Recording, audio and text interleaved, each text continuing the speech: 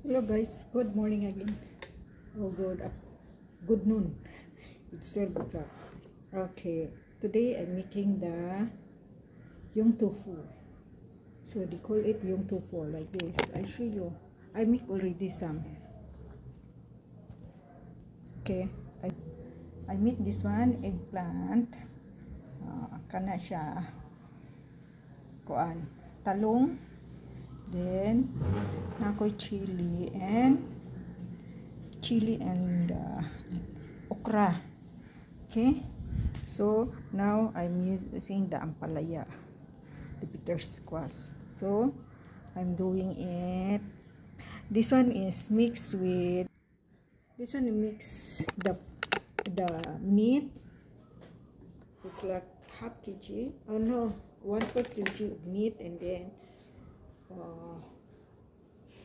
what do you call the one?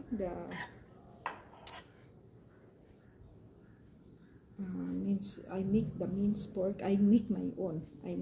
I grind the pork my own. Okay, I didn't buy it. I make this one, the chop. It's like the pork chop something. Okay, then I make we buy the fish in the Pudu market, the fish meat. Okay, 1 kg fish meat is 44.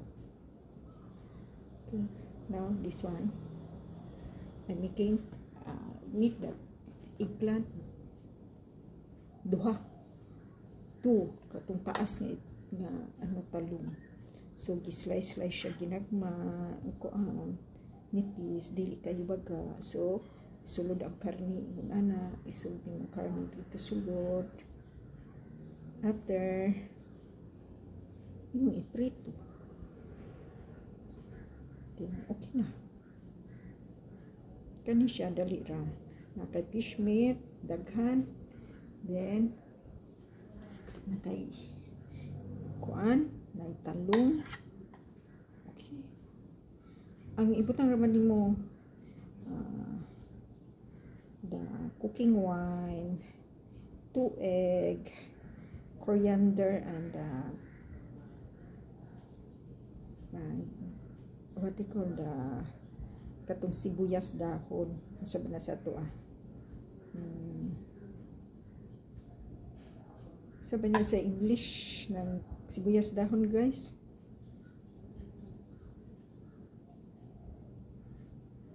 So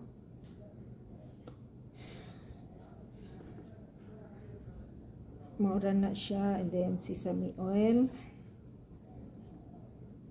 salt, oyster sauce abi, mo lang di ko gimix lang, mix i-massage daw, og si madam pa nako kinahanglan daw i-massage no, para nindot ang pagkaano sa karne. I-mix gyud siya taro. So I make already more. Duha ka talong na ni, daghan pa kog sobra. See, daghan pag sobra. So ang palaya, so makadugang pa kog talong ini. Nagpalit talong kahapon, 5 kampok katong tag-as. Kay daghan ang kuan, daghan ay mahimo ang talong mo.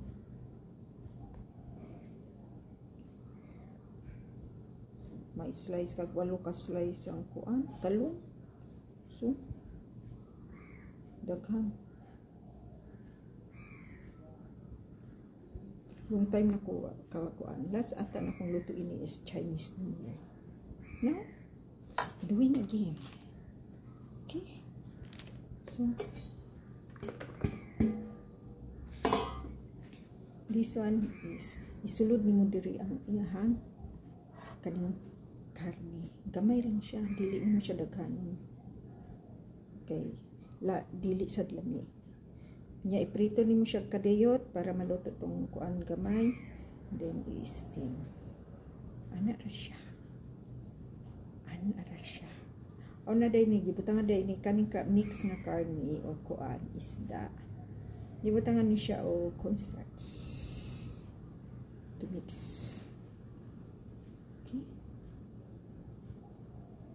magluto ta. Dili sa tanang magtanaw ng sige balita. Maglagot ko magtanaw sa sa Jimmy 7. Ang balita si Alice Go. Unsa may akong pakialam kang Alice Go? Unsa akong pakialam sa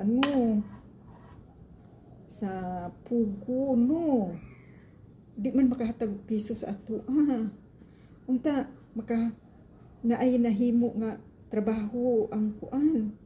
Ang sinit pila ka libo-libo kada time nga magkuan unsa ni investigate sila maana na sila pila ka libo ilang gasto sa pagkaon sa sa resource person sa time. Nakita na ko si Bilyar unsa to ya kuan DNR ba to ya hanggi kuan na sila unsa ni parang budget ata. Nya siya ra isa kay ngano naadaw kang sa dito sa kay Go Alice Go ang tanang senador. Sa may makuha dito na ba sila na ba piso ato nga mahatag sa ato mabarato mamahal ba ang presyo sa humay? Harvest time na sa Mindanao. Magkano ba ta? Ang presyo sa humay mubaba ba guys? O mutaas? Nya ang bugas. Ang bigas nga pala. Ano ba? Bababa ang presyo. Hello, Senate. Hayo. Sahay no? Ako isip OFW. Mahilig ko magtanaw news. Labi na sa Jimmy 7 kay ever since nga na ako sa Pinas o diri ko Jimmy 7 ko katanaw no. Dili man ko dili sad ko moingon nga dili ko katanaw kayo kasa EBS gatanaw sad ko. Actually mas man gud nako kay mga documentary arang sad ang ko ang Jimmy. But karon di na ko magtanaw sa inyong balita kay ngano siguro na lang wa may balita about that. Dili na magbaha ang kuan Manila, di na magbaha ang Pilipinas. Kay ngano naanay mauna lahi may mga news. Your news is like let's go is like this. Hello. Kibuloy is like this. Makapabusog madam. Makakain ba yung mga tao pag si Kibuloy ang news ninyo? Hindi about the economy. Nakakahiya. And then one time nanonood ako sa sa yung news ni Kibuloy at saka yung mga pulis na may heartbeat daw sa baba ng pinagtawanan ba naman ako ng kapatid ng amo ko. Kaya lang buti na lang umuwi siya ng US sabi niya may ganun pala, hindi ko yan narinig sa US kasi American na yung nanay, yung mga anak American citizen So, sabi niya, ano bang nangyayari sa Pinas? Alam niyo guys, napapahiya talaga ako. Pag kaya hindi na ako nanonood ng news, lalo na't andito yung mga amo ko. Hindi ako nanonood ng news kasi nahihiya ako. What happening? Philippines. Ganon. Minsan pa, nung bago mag-election, yung katatapos na ng election dati. So sabi, sinabi pa naman sa akin, ano bang nangyari sa Pinas? Sabi ko, bakit? Bakit? Alam na ninyong nangyari sa inyo how many years ago? Bakit binuto niyo si ganito, ganyan? Sabi ko, ako naman kasi, ang kasalanan ng tatay, hindi kasalanan ng anak, yun ang ko, nasa isip ko talaga. So sabi ko, hindi naman lahat. Sabi ko, iba naman yung ugali ng anak, iba naman yung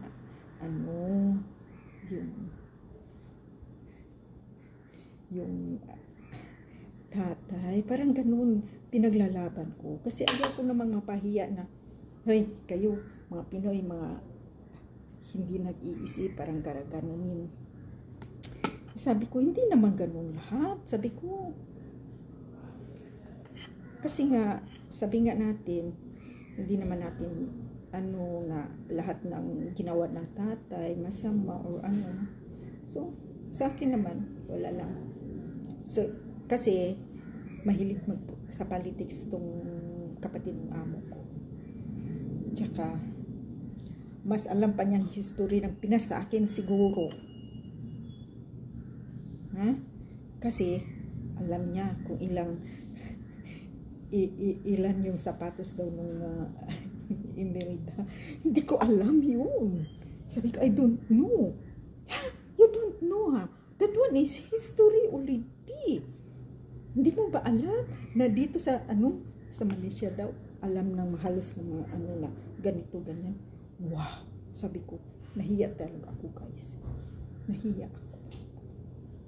Pasensya na.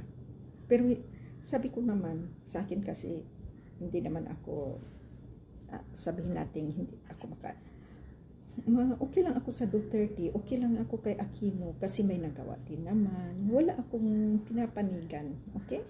I don't think na kailangan kong pumanig sa, ang sa akin, kung sino ang makagawa ng mabuti sa Pinas, ang papag-ano sa mga tao, yung walang namamatay nang dahil sa na-rape ng mga adik o ganun. Okay na ako na.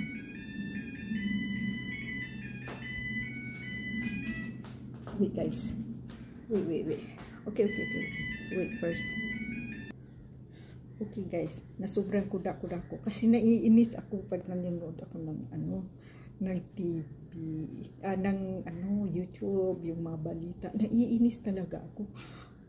Dapat sana ang pinabalita kung anong magagandang nangyari sa ating lugar.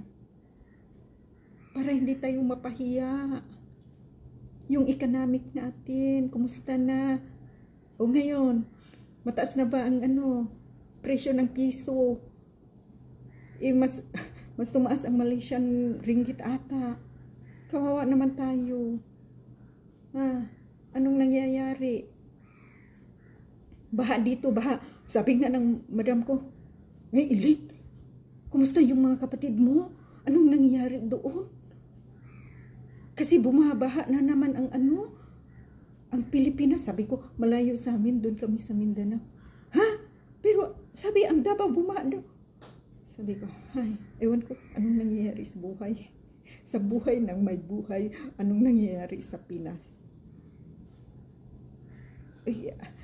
Kasi talaga sila, alam nila ang nangyayari dyan. Kaya sila pa minsan nagsasabi sa akin kung anong nangyayari sa Pilipinas. Minsan na rin ako, kaya hindi ako nanonood ng balita. Sorry, GMA7, AB7 at saka kasi balita niyo si Alice Goo, si Kibuloy, hindi yun nagkapagbibigay ng pagkain sa mesa ng mga mahihirap na tao. So, sorry. Okay guys, tapos na ako. Tapos na ako sa pagluluto ko. Ito na yun, Ayan na, Ayan na, nakagawa na ako. Ayan na. Okay? Okay guys, see you later, bye bye. Okay, until next video. Sorry, nag-alintaya ako ng politika. Yun lang naman, hindi naman sa wala naman akong yun lang. Thank you, bye bye.